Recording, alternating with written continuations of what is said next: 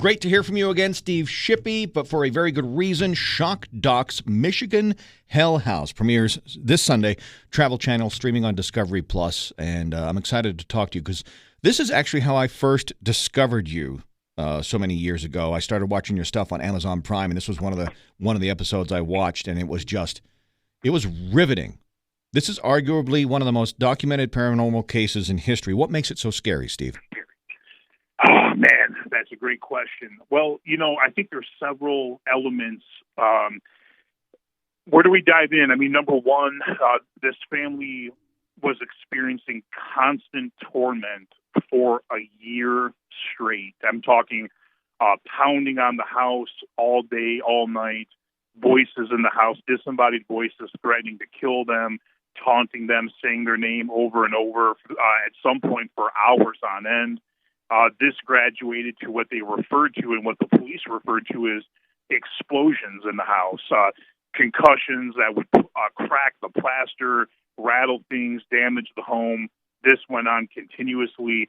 Then it got to the point where a series of fires were breaking out in the house. In fact, I have one of the reports here where the state fire marshal declared the origin of one of the fires humanly impossible in nature. Wow. That's terrifying that they came to that conclusion. I mean, where does your mind go when you hear something like that? I'm just, imagining it from their perspective, and by there I'm referring to the police. So, you got to think what kind of activity was taking place that would compel and keep multiple law enforcement agencies from the local sheriff's department all the way to the Michigan State Police and then high-ranking divisions of the state police continuously investigating for an entire year straight, from polygraphs to stakeouts, bringing in experts from around the world. Imagine what they were experiencing to go to that extreme and spending that amount of man hours and time. Yeah, certainly. All right, so for you personally, why go back? Well, the reason, the catalyst for going back was when I had first investigated the case for years ago. One of the things that I was most intrigued by was finding out that when the police, after an exhaustive year of trying to crack what was happening, when they had to put their hands up and basically admit that this was something otherworldly taking place, they brought out a team from Duke University to come out and study this phenomenon. It was the Cyclical Research Center, and this was what they specialized in. And they went out there. They had canvassed the area, interviewed multiple people, had audio recorders running at all times, capturing these sounds, these phenomena, other things. And so knowing that all these reel-to-reel recordings existed somewhere, I was just desperate to find them. And we couldn't find them no matter what we did. We searched high and low. We thought they were basically lost in time. Well, come to find out, we found these recordings at an archive in a major university that were saved. And once we got a hold of these tapes and were listening to all these different recordings and got even more and more reports and documents, we found some very critical information that we felt it was time to reopen the case, and actually got access to some locations that we thought were the catalyst from what was happening. Yeah, I'm trying not to give away too much, but we kind of hit pay dirt with this case, and we had to go back. Yeah, this is going to be well worth watching on Sunday when it premieres on the Travel Channel and streaming on Discovery Plus. Shock Doc's Michigan Hell House. I mean, Merrill, Michigan, where the house is located, pretty much right in the middle of the mitten of Michigan, and looks like any other little Midwest town. Did anything in the town contribute to the paranormal activity in this house, Steve? Well, I don't necessarily believe that there was anything in the town, but there were two main theories involved in this case, and one of them, as concluded by the parapsychologist team from Duke University, they truly believe that this was poltergeist activity taking place. And if you want, I can go into what that is specifically, and then what the family believed, and basically what all the locals believed is this was something that involved witchcraft and the dark arts, and that this family was targeted by somebody that seemed to have a grievance with them. Wow. A lot of layers to this. And actually, yeah, I kind of do want to go into it, because one of my next questions was, can a poltergeist be a demon, or are they two completely different things? So they're two completely different things. Now, largely, what people believe. I mean, first of all, the word poltergeist, it's a German word, and it means noisy ghost. And typically, poltergeist activity is very loud and very chaotic. It's a dispersing of energy, so it's objects flying across the room, loud booming sounds, pounding sounds that are in rapid succession, almost without any pattern. It's just strange, anomalous force. And so the experts believe that poltergeist activity is actually a human phenomenon, that people that are, it's typically, they refer to it as a poltergeist agent, and that would be the person that is kind of subconsciously causing this. So they call them the poltergeist agent, and sometimes it has a lot to do with the family dynamic or the group of people living in that home. Maybe there's a lot of stress, negativity, things of that nature, and that these weird anomalous things occur, but it's believed to be more of a human phenomenon. So that was kind of their take on it. But at the same time, the things that were happening there also seemed intelligent. That being, it was responding to the family. It was doing specific things to taunt them over and over again. And so a lot of people believe, no, it's coming from an individual that was claiming to be an ordained witch, quote unquote, in their words, and seemed to have a very, almost a hatred for these people. Wow. Okay.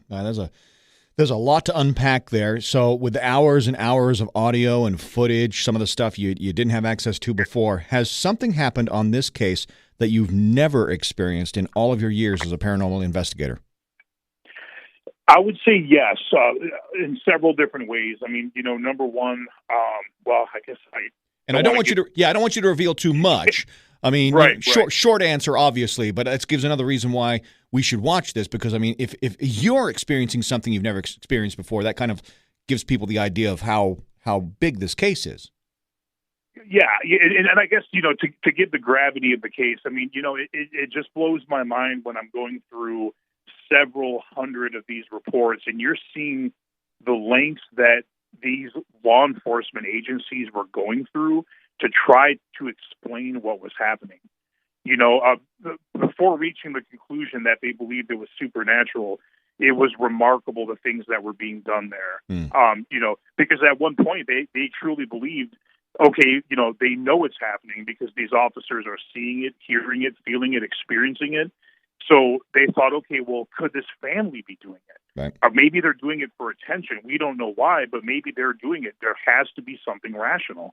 So they did stakeouts. They bugged the house. They did everything in their power to see if it could have been them. They realized it wasn't. And then at that point, they thought, well, maybe somebody has rigged this house to torment them. Sure. So they went through the walls, the crawl space, looking for electronics, wires, anything that might explain that.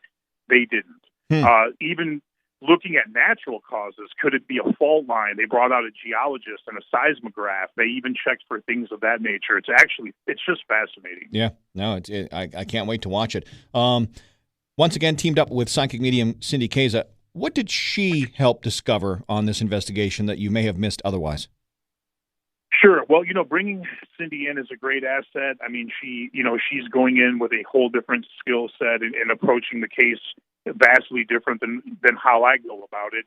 And she was able to really hone in on what was happening in the house and who she believed was behind it, possible motivations for why they were doing it, helping, open up and shedding light on different elements to this case to help us focus our energy and our time on certain things that really kind of help crack the case open.